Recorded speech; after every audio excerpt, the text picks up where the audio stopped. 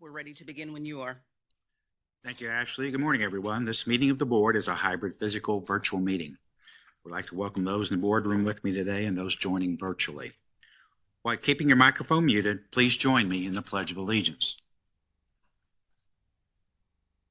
I pledge allegiance to the flag of the United States of America and to the republic for which it stands, one nation, under God, indivisible, with liberty and justice for all. Before I turn over to Ashley, a couple things I want to mention.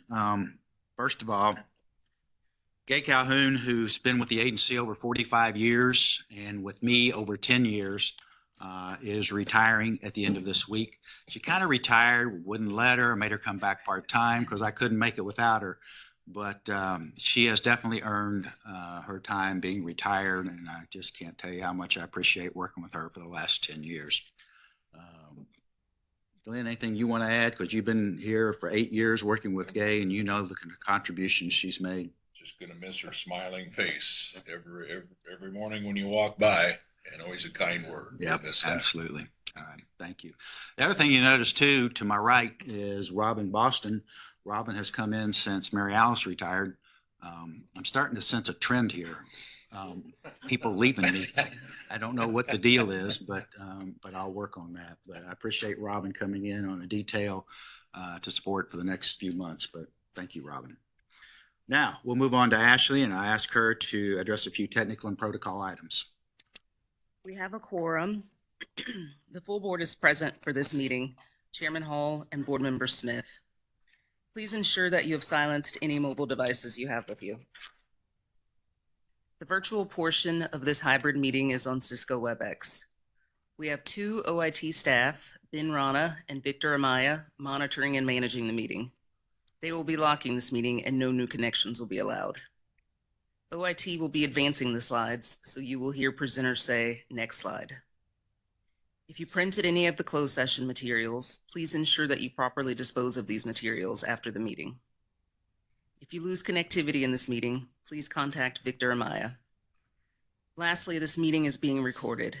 The video recording of the open portion of this meeting will be posted for public viewing for a limited period of time. Chairman Hall, that concludes the technical and protocol items. We're ready to continue when you are. The Secretary will now read an opening statement on the Government in the Sunshine Act. This is an open Farm Credit Administration Board meeting under the Government in the Sunshine Act. If anyone raises a subject that may be discussed in closed session as permitted by the Government in the Sunshine Act, Chairman Hall will entertain a motion to close the meeting. We will now review the published meeting agenda. Is there a motion to adopt the agenda as published? There is. Mr. Chairman, I move to adopt the agenda as published. I second the motion. The motion has been made and seconded. Is there any further discussion? If not, the Secretary will record the vote on the motion. Mr. Smith? Aye. Chairman Hall? Aye. Motion carries. Next, we will consider whether any portions of the meeting should be closed to the public. The agenda does include items that we should properly discuss in closed session. I move that we close the meeting at that point. Second the motion. The motion has been made and seconded. Is there any further discussion? If not, the Secretary will record the vote on the motion. Mr. Smith? Aye. Chairman Hall? Aye. Motion carries. Please turn to tab 1, and the next item on the agenda is approval of the minutes as presented behind tab 1. I move to approve the minutes for the October 9th, 2025 regular board meeting as presented. Second the motion. Motion has been made and seconded. Is there any further discussion? If not, the Secretary will record the vote on this motion. Mr. Smith? Aye. Chairman Hall? Aye. Motion carries. Please turn to tab 2. And at this time, I will ask Sarah Tolman to present a report on veterans in agriculture. This is an information item. Good morning, everyone. I guess here we are. Good morning, Chairman Hall, Board Member Smith. My name is Sarah Tolman, and I'm a senior economist in the Office of Regulatory Policy. And today I'm presenting on veterans in agriculture. Next slide, please. First, a quick disclaimer. So later on in the presentation, I'll be highlighting a sample of non-federal resources. It's meant as examples. It's not exhaustive. It's not an endorsement or sanctioning or anything like that. Next slide, please. because it's right after Veterans Day, I wanted to quickly recognize FCA's own veterans. This slide is Barbara Lewandowski's, so shout out to Barbara. So I'll walk us through it quickly. So FCA has 28 employees who are veterans. In addition, the building association has 2 as well. We also have an active duty spouse. Of the 28, 14 are Army, 8 Marines, 5 Navy, 1 Air Force, and 10 are combat veterans. And our veterans were stationed all over, including locations marked on the map. And also FCA's veterans were awarded a number of commendations and awards, including a Bronze Star. Next slide, please. So it's kind of a crowded slide. I'll point out a few key points. So in 2022, 9% of all producers were veterans, and 15% of all operations had at least one veteran producer. A quick terminology note. So in the Census of Agriculture, it's producers with military service, which includes active duty. I say veterans because of brevity, and also because it's a decent proxy, in my opinion, for a couple of reasons. So first of all, in a few slides, I think I'll take you through the distribution of ages, and you'll see most are not of an age where they're probably serving. And second, because of logistical complications of simultaneously serving as a producer and serving active duty. Next slide, please. So this slide here shows the geographical distribution of veteran producers. On our left is a number of producers. On our right is veterans as a share of all producers. The key takeaway is that when looking at it as a share of all producers, the gradient of color is flattened a lot, which indicates the distribution of veteran producers is similar to that of all producers. Next slide. Here it breaks it out by commodity distribution. About 55% of veteran producers are concentrated in cattle and in other crop, the categories listed above. Also, a somewhat larger percentage of veteran producers and somewhat smaller percentage, somewhat larger percentage of veterans are in another crop and a somewhat smaller percentage in grain and oilseed relative to non-veterans. Next slide. The figure here is ERSs, and it breaks out, for persons in agriculture, it breaks out those with military experience and those without, and it shows a greater share of those with military experience are self-employed, and a smaller share are employees. A few things may be going on, although we don't know for sure. One possibility is his personality. Somebody who chooses to serve has characteristics that lend themselves to being self-employed, being an entrepreneur.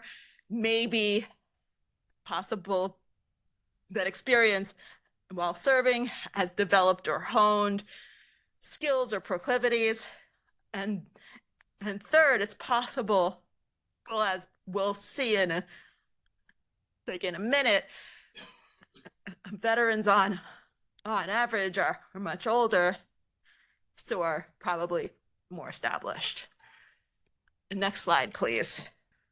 Okay, here I break out the distribution of ages for veteran producers and and non-veterans. A couple of takeaways. First of all, it's clear the veterans are much older on average. I did a second analysis excluding the 65 plus because the 65 plus group, or most of it, was subject to the draft, and there may be systematic differences in who served and how many served. So I did it again, excluding those, and we see veterans are still older, not as much. The second takeaway is that a very small share of veterans are 34 and under. A bunch is probably going on here, except part of it may be that future veterans are still serving. The next slide, please. Here I broke out within each age group, veterans as a share of all producers, and we see a lot of variation. At the two extremes, for 75 plus, a quarter of producers were veterans in 2022. For 34 and younger, it's 2%. Next slide. Here I compared veteran producers and all veterans in agriculture or not. We see the veteran producers skew older, possibly, in part of these, because the population producers in general is older than the general population underlying that. Next slide.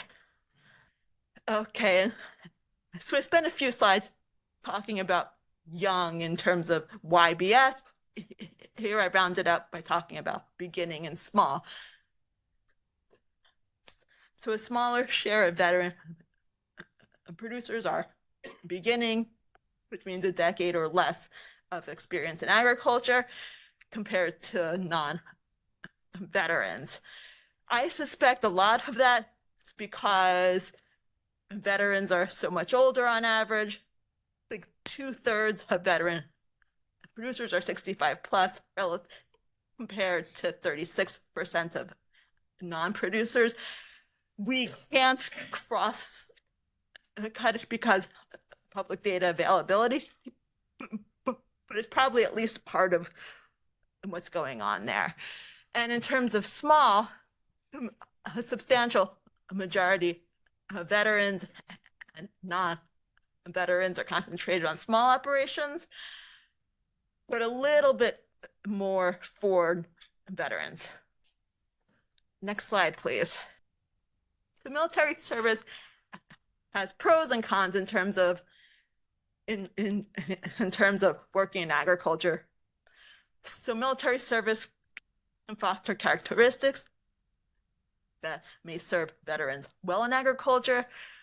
For example, mission-driven, persistence, adaptability, discipline, attention to detail and situational awareness. And situational awareness is especially important, I'd imagine,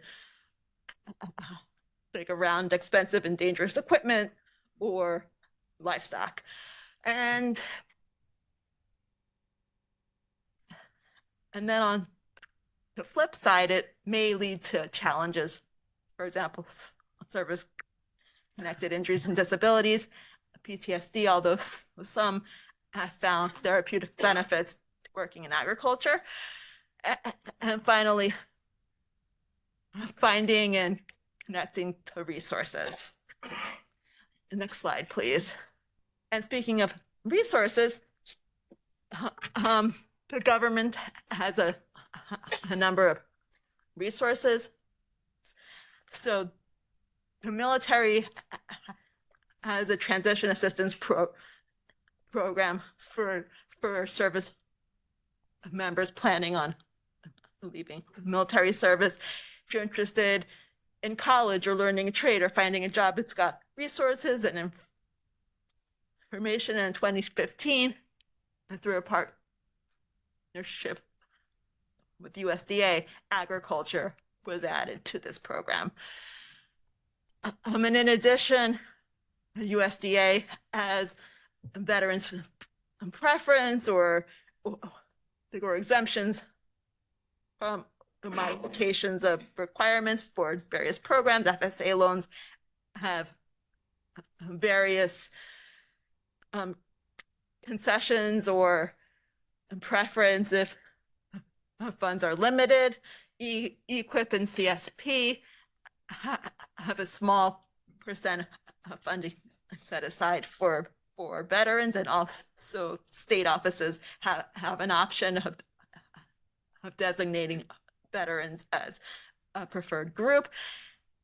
And the value added producer grant has veteran renters and farmers as a priority group. And in addition, VA home loans are a possible tool for purchasing a farm dwelling. And in addition, state governments and land grant extension also have programs and resources of their own. Next slide, please. So here's a ton of information. I promise I won't read through all of it. So a number of nonprofits are geared towards helping veterans in agriculture. And here is just a sample I wanted to quickly highlight. It's not exhaustive again. It's not an endorsement. It's a sampling because I wanted to show a range of programs. For example, education and training or internships or disability support and therapeutic activities. Next slide, please. The Farm Credit System also offers resources and programs. Many individual institutions have programs or sponsorships or marketing and outreach campaigns. The system as a whole supports the Farmer Veteran Coalition, which has a number of programs, including a labeling program, homegrown by heroes, as well as a fellowship fund. In addition, the system sponsors the Farm Bureau's Veteran Farmer Award of Excellence. The next slide, please, which started in 2024. And here is the inaugural winner, retired Army Colonel Joe Ricker of Indiana. Because of time, I won't read through all of his activities, but he is a great example of someone who returned to agriculture after serving, and like as well as starting up his operation, he's paying it forward. Next slide, please.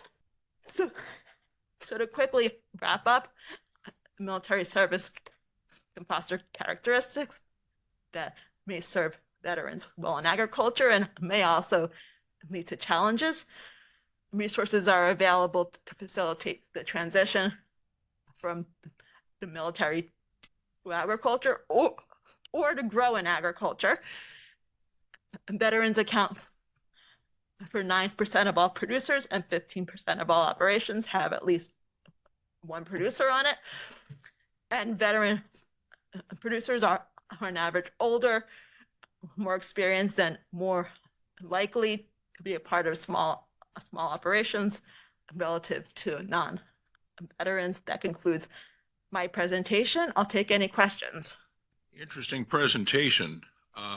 You suppose as you get into those older age brackets, and I don't know what the percentage of veterans that seek a career versus those that don't, but I know of several examples at home of people who went career route in the military, retired at a fairly early age, and had a nice pension behind them, and again, at a fair, still in their 40s or early 50s, had plenty of room to start a second career. Do you suppose that's impacting those I'm numbers sure it is. I mean, I don't have any data to back it up based on was publicly available. However, I'm sure, I mean, if you're getting out at 40, 50, and then starting, it takes a while to get started. Those census of ag is only once every 5 years. I'm sure it plays a part in the producers captured in the survey at an older age. Yeah, I know, personal example, we had a young man that worked for us when he was in high school, and he's right now a lieutenant colonel in the Marine Corps. Oh. And running a base overseas, and we think he's going the career route. And when you go full bird colonel, there's a very good pension behind it. And we've thrown out the offer. Boy, anytime you decide to retire and come back, we'd love to figure out a place for you in the operation. His skills and work ethic and everything that was there before he went to the military, but honed in the military. Yes. So I think that probably has some influence on your career people there on that. Okay. Thank you, Sarah. And no question, but just sort of acknowledge some of the things the Farm Credit System's doing to support veterans and some of the other programs. It's good to see and needs to continue. And there's probably things that we can do even better. So thank you, Sarah. Thank you. If no further questions of the board, I thank you for your presentation, and I'm going to ask everyone to please turn to the closed session tab. Thank everyone for being members of the public for attending the meeting today. The next agenda item is a topic for closed session. Because this agenda topic is exempt under the Government and the Sunshine Act, and the board has voted to do so, I thank the members of the public and staff who are not attending the closed session and ask them to please leave the meeting at this point. OIT, of the members of the public and staff who are not attending the closed session been disconnected from the virtual portion of this meeting?